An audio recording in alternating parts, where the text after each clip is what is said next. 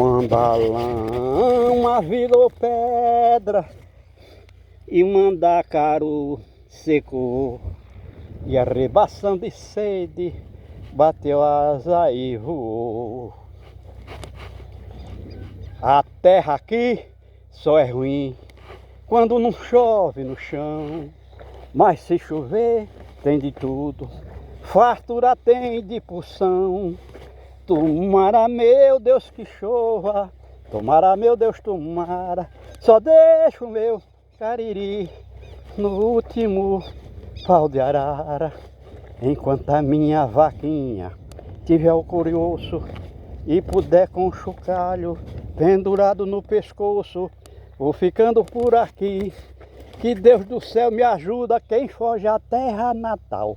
Em outro canto não para, só deixa o meu cariri no último pau de arara. Se viver, não bebe. Se beber, não vive.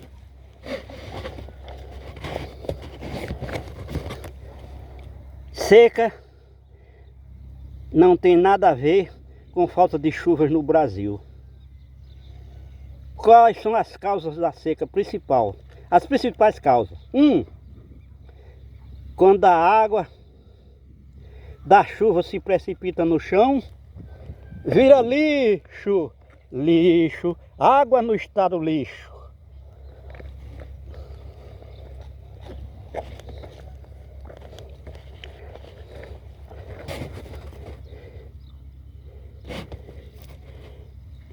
E a água, depois que se precipita no chão, no açude, no solo, nas plantas, nos animais, foge daqui como o diabo foge da cruz. Assim, bicho, nem Jesus Cristo pode dar a luz. Então nós estamos aqui num açude. Para quem não sabe, um açude é uma parede de terra que se faz no riacho. Se faz no riacho para prender a água corrente do riacho, barrar e prender água corrente no riacho. E assim represar a água. Como a gente disse, aqui no semiárido nordestino pode ter 1 milhão desses pequenos açudes, sem falar nos grandes açudes. E nós estamos caminhando aqui em um que hoje, em pleno século XXI, e aqui o homem perdeu a foice dentro do açude. Em pleno século XXI, apesar de ter chovido em 2025 no semiárido nordestino, média de 500 milímetros, e quando você multiplica 500 milímetros de chuvas, que significa 500 litros de água por metro quadrado, ou 500 mil metros cúbicos de água por quilômetro quadrado, multiplicando isso por 1 milhão de quilômetros quadrados, que é o tamanho do semiárido, são 500 bilhões de metros cúbicos, que é 10 vezes a água do Aquífero Guarani. Para quem não sabe, o Aquífero Guarani é considerado a segunda maior reserva de água subterrânea do planeta Terra, e ele está no Brasil. Assim como o primeiro, o aquífero que tem a maior reserva de água, que é na Amazônia, também é na Amazônia brasileira, tudo no Brasil. Então o Brasil é o país da água. E quando a gente vê um açude desse, nessa situação, e a gente sabe que essa situação é comum em todos eles, como nesses pequenos açudes que hoje estão secos, Mas também a gente sabe que os grandes reservatórios, chamam de reservatório aqui, estão com menos de 50% de sua capacidade e alguns totalmente secos. Como é o caso de um açude no Seridó do Rio Grande do Norte, chamado Gargalheiras, que encheu esse ano, 2025. Fazia 13 anos que não enchia. A cidade inteira ficou de plantão para assistir a sangria do açude. Para assistir o açude encher, foi festa, festa e tal. Hoje está com 15% de sua capacidade, de sua reserva. Porque quando a água bate no chão, primeiro ela vira lixo. A água vira lixo no chão, significa dizer que ela adquire pelo menos 70 elementos químicos que não fazem parte da água, que é da litosfera. E mais.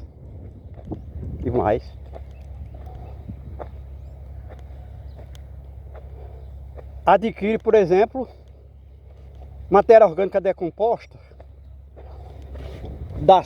dos excrementos dos animais do gado, dos animais da fauna.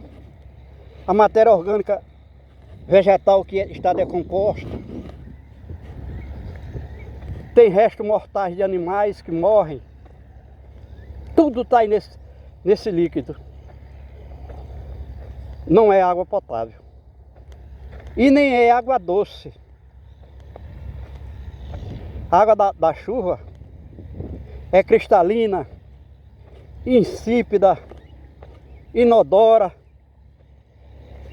Mas quando ela bate no chão, ela vira água no estado lixo. E é isso que tem nos reservatórios. Nos rios, nos açudes, nas lagoas.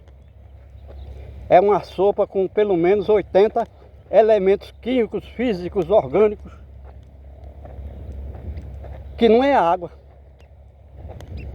A única água que se aproxima de água boa, água potável, é a água da chuva, porque na atmosfera tem pouco lixo se comparado ao lixo que existe na litosfera e na hidrosfera, que é a água armazenada.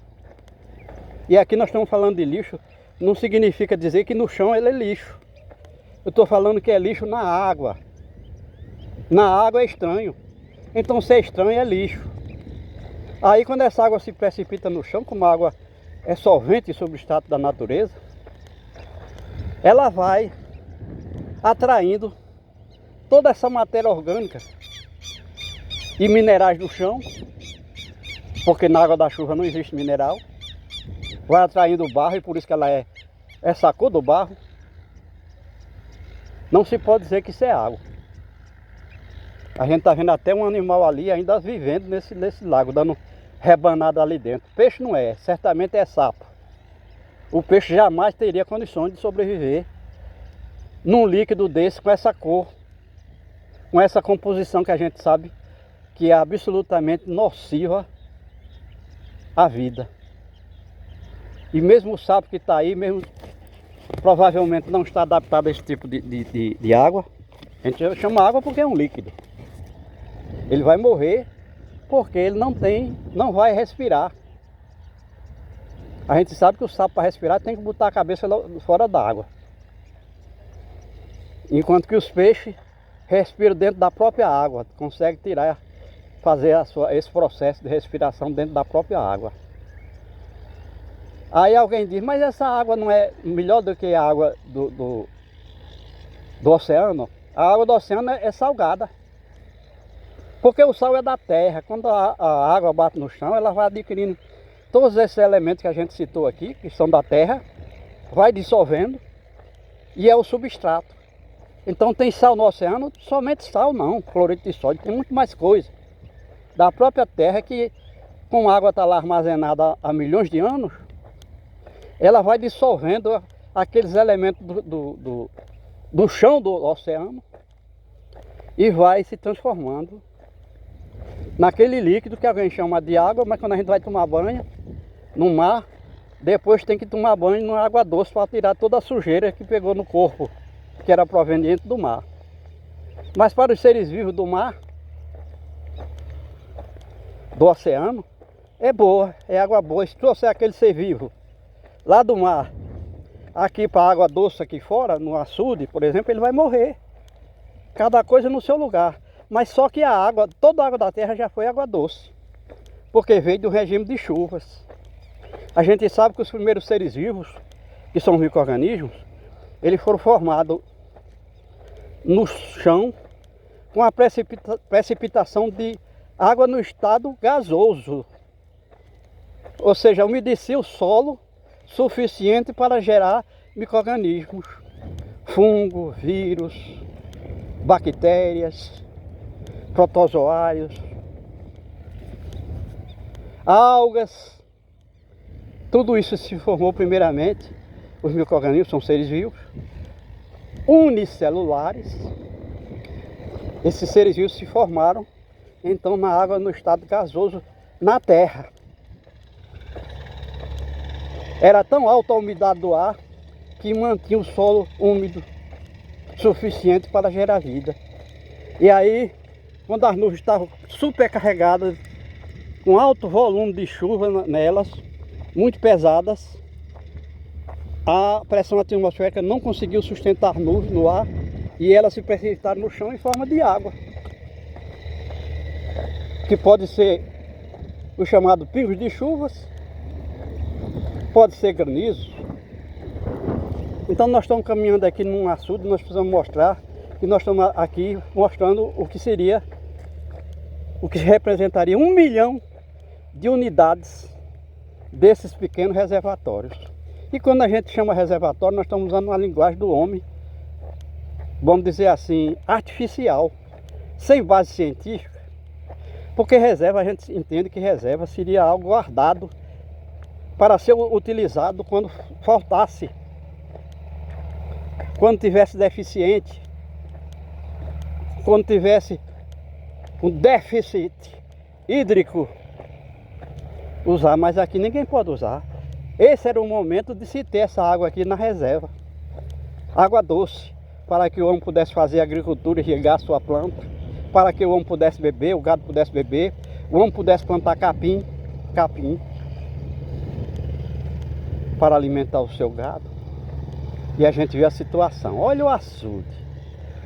E a gente disse, estamos mostrando onde tem gente tem lixo. Resto mortais de uma ave que morreu aqui. O sapato do homem. Aí eu pergunto a um desavisado, desinformado, esse mesmo material que a gente está vendo aqui, estranho à água, são estranhos da água. Nenhum desses elementos aqui que eu estou mostrando faz parte da água. Eles estão no açude, que chega lá na reserva. Ainda tem muito reservatório no Rio Grande do Norte, por exemplo, ainda com líquido suficiente para abastecer as cidades, embora já vendo racionamento. Mas naquele açude lá, que está trazendo aquele líquido para a cidade, tem tudo isso aqui? Sim, até mais. Grande parte desses grandes açudes, as cidades se aproximam dele, e às vezes até tem cidade que engole o seu açude, porque o homem tem que procurar água, porque o homem é um animal, só animal não, é o ser vivo que mais depende de água, e tem que ser água doce no estado líquido. Então se ele fez o açude porque ele precisa mais de água do que os outros seres vivos. Inclusive para manter os outros seres vivos, que a gente sabe que tanto as plantas como os animais necessitam de água todo dia. E os animais pluricelulares, animais e vegetais, de vida complexa, eles estão lá, são seres vivos de água doce no estado líquido. Aí alguém diz, e lá no oceano? No oceano já foi água doce. Então, à medida que o tempo foi passando, a água, como é solvente e substrato, ela foi dissolvendo esses elementos que são do chão, da litosfera, incorporando na água, tornando-se uma molécula que a gente chama de sopa. Então aqueles animais dos oceanos são seres vivos de água salgada. Aí alguém diz, e as plantas? Para quem não sabe, os oceanos, que tem 97,3% da água da terra, água salgada, E tem. E tem. E cobre 71% da superfície da terra. Praticamente não tem vegetais. Animais têm grande quantidade. Micro-organismos, proporcionalmente ao volume de água. Mas vegetais não. Vegetais é diminuto. A quantidade de vegetais em espécie e número nos oceanos. Por quê? Porque os oceanos não têm solo. A grande profundidade do oceano, que pode chegar a 10 mil metros de profundidade, não existe solo. Solo que a gente fala é isso aqui. É matéria orgânica.